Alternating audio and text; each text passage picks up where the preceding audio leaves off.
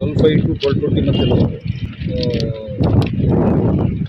Chain snatchings, ఒక hand bag theft జరిగింది. ఇది ఒకటి చండీగఢ్ టు 20494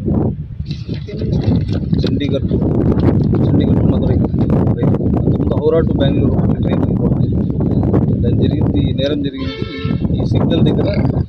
కాయిన్ బ్యాగ్ ఒక రైలు పీస్ అది వచ్చే ట్రైన్ కొద్దిగా పెట్టి జంక్షన్ దగ్గర వైర్ కట్ చేస్తారు.